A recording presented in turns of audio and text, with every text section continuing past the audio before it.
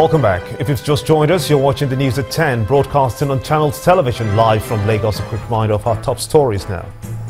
The issue of power generation for Africa reverberates at the Global Infrastructural Forum in the United States. Fear grips Benue communities as another herdsman attack claims 18 lives. Oyo State government approves death penalty for capital offences and kidnapping. And over 200 people die following a powerful earthquake in Ecuador.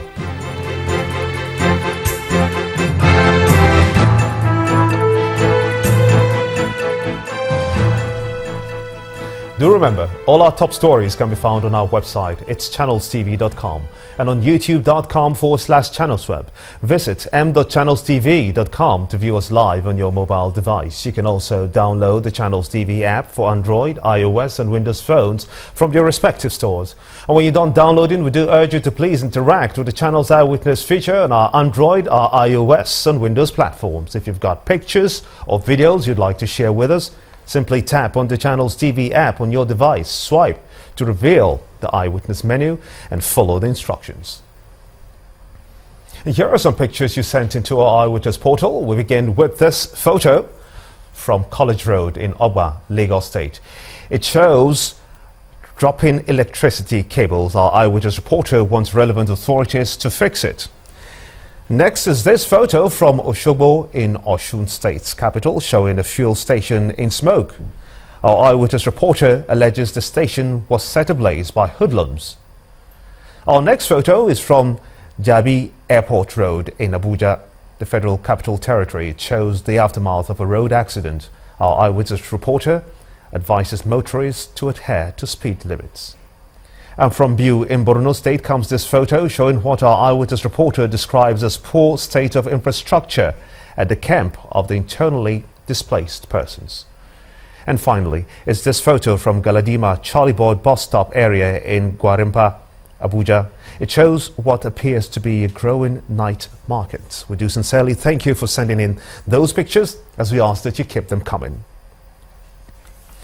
Moving on to other stories now. One of Nigeria's frontline legal luminaries and senior advocate of Nigeria, Mr. Femi Falana, has criticized the current economic downturn, blaming the authorities for being unable to address the situation. He told our political correspondent, Seun Okinbaloye, that attention must be given to what should be done to make the economy bounce back as quickly as possible. In addition, Mr. Falana says that cases of impunity are allegedly being recorded under this administration. This regime, as far as I'm concerned, has not significantly departed from the economic program of the previous regime. Nothing. The president on his inauguration has said that he was going to fight corruption. But do you think he's doing that? Well, in terms of verbalization, I think the government has made it clear that it's fighting corruption. Initially, we were told that the government was going to fight corruption and impunity. We only talk of corruption these days because a lot of impunity is going on. In government, right now? Oh, yes. Oh, yes. I mean, what would you like to give us examples of that, Mr. Falana? When you are told in an independent African country that 347 people were killed and buried secretly in a mass grave, that for me is the height of impunity. Only a colonial regime can treat its people, a people, so contemptuously. Or you are also told, oh, we just found 55 shallow graves, and out of the 55 people, bodies that were buried, 5 of them belong to one part of the country or whatever. What point were you trying to make? To incite people to attack themselves? Did you carry out a DNA test? And extrajudicial killings are going on in the country. by security forces. And you think this president is not attuned to, to handling these issues? I mean, you have just been told that over 500 people were killed in Benue and Taraba states by, herdsmen who attack farmers. And what has been the reaction of the government? You can log on to Channels Television for another watch if you did miss that episode of Politics Sunday. And like the eagle, Channels Television keeps soaring as it makes another giant stride in retaining its leadership position on the media world. The multi-award-winning station at the weekend entered into a joint production of a program on the environment, Echo at Africa, a collaboration between Channels Television and Deutsche Welle. The TV program will focus on saving the environment and encouraging renewable energy. The chairman and chief executive of Channels Television, Mr. John Momo, says that Channels TV, through Echo at Africa, is seeking to redirect the mindset of the government and the people to guarding the environment jealously and reducing air and water pollution. Our correspondent, Loretta Chiogo, reports. Permanent Secretary for... All is set, and the mission is simple. The gathering is for the formal launch of the joint production of an environmental program, Echo at Africa, between Channels Television and Deutsche Welle from Germany. This is the first of its kind in Nigeria from a collaboration that began 2 years ago. The chairman and CEO of Channels Television, Mr. John Momo, steps on the podium in a short speech, says Africa is facing a dramatic air and water pollution and needs attention. Unless immediate action is taken to clean up the continent's environment, its future may be bleak. Now consider these findings by UNEP, the United Nations Environment Programme. Over the next 30 years, growing populations, wars, climate change, and the introduction of alien plant and animal species will increase poverty, destroy the environment, and spread disease. Uncontrolled expansion of cities and pollution from cars and industry, which will all increase as the population grows, will need to be carefully managed. Otherwise, pollution will get worse. And currently, South Africa accounts for 42% of these emissions. Egypt, Nigeria, and Algeria combined account for another 35%. For his part, the Director General of DW, Peter Limburg, says Nigeria is wealthy in knowledge and the choice to work with Channels Television is because of its high journalistic standards that would drive the message through Echo at Africa. In the past, we always produced our programs in 30 languages. We sent out programs to other stations, to good partners and friends around the world. But today, we are celebrating something which goes even beyond this, what we've done in the past 60 years. What brings us together is that we both have high journalistic standards. We both are professionals, and we are dedicated to the subjects, not only selling things. We are interested in the world. Other speakers give their nods to the Channels TV-DW partnership with hope that the program would focus more on sustainable environment and renewable energy. Our primary goal is to make our earth work for us. It's all about the earth. And it's also all about resources and management of those resources.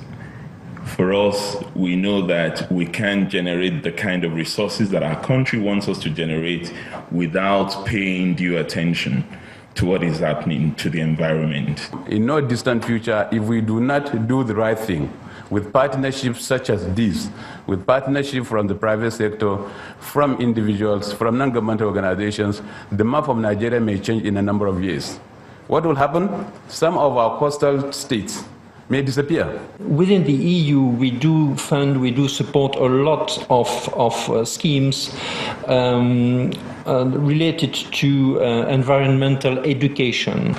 Fighting climate change, fighting pollution starts at home, at household levels. And we have to know, we have to be taught how to save water, how to save energy, how to prevent and reduce waste, and how to contribute to help tackle climate change. So that's why a program like Echo Africa is so important, as it reaches out to all the people of Nigeria. After the handing over of certificates of recognition to those identified as eco heroes and ambassadors, a short session of discussion on the drive to protect and guard the environment comes up next. In terms of renewable energies, our organization, of course, have also worked extensively in that area, creating awareness. Like I said in my short video, the World Health Organization stated that 98,000 women die annually as a result of cooking with firewood. Now, what can we do differently in trying to address that issue? It's part of the climate change. In days gone by, for instance, we have something, there's like a bean cake called moi moi. Now, in days gone by, we used to cook this bean cake inside leaves. And so, you know, when you sort of dispose of the leaf into the nearby bush, you're actually recycling. But the situation has changed. You know, now we're cooking moi moi inside plastic. I don't know, has anybody here had moi moi in the leaf recently? It's very unlikely. You know, so we're having to deal with this sort of new paradigm of the negative aspects of industrialization, of technology.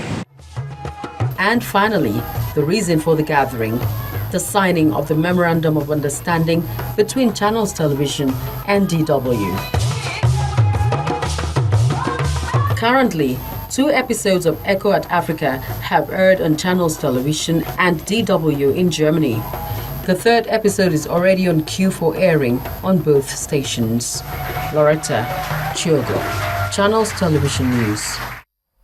Channels Television, of course, soaring to greater heights. The Oyo State Governor has approved the death penalty for kidnapping in the event of death of a kidnapped victim. However, a convicted offender will be liable to life imprisonment if the victim is released or rescued unhurt upon the payment of a ransom. Similar punishment awaits any person who rescues, engages or gives information culminating in the kidnapping of a victim. The new Kidnapping Prohibition Bill 2016, signed into law by the Governor, Ajimobi Abiola, had earlier been passed into law by the State House of Assembly. The Governor vowed to enforce the law to the letter, warning kidnappers to steer clear of the state in their own interests. If kidnappers or those abductors, if they kidnap their victim and the victim died in their custody, if they are fatally caused and arrested, those kidnappers, they will get the maximum punishment of that law, which is capital punishment. And I will tell you, I'm in full support. They are going to be killed, because that's the law. He who lives by the sword must die by the sword. But the law also went further, that if they kidnap and the victim did not die in their custody, he was released and he eventually came home alive. The kidnappers, if they are caught and arrested, they were going to face the full wrath of the law, and they are going to get life imprisonment. So those are the 2 categories.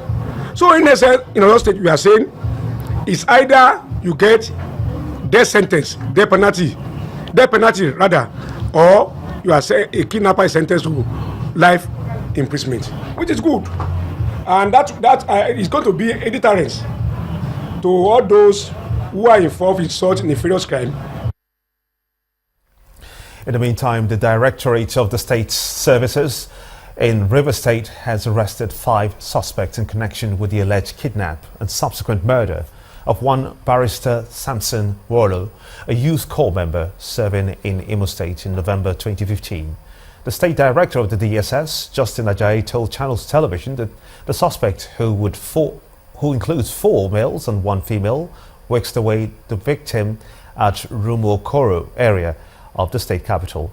This happened after he was dropped off by some members of his family who proceeded to his camp and had since not been found.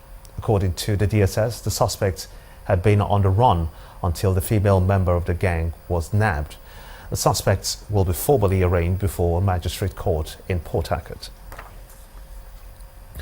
Now, unless something urgent is done to arrest the situation in Benue State, it might just soon become a national problem. In just 1 week, 18 people have been allegedly killed by herdsmen who also poisoned the source of water, resulting to so many of them being taken to hospital. Today, residents of Buruku, Logo and Condoning local government areas in Benue State are living in fear as the state government struggles to bring peace to the affected area. This is what is left of the communities in Logo and Buruku local government areas of Benue State. Houses destroyed and the communities deserted. This is as a result of the clashes between the farmers and herdsmen. Their homes have been invaded and their loved ones killed by the armed herdsmen. They have no options but to leave in the IDP camps.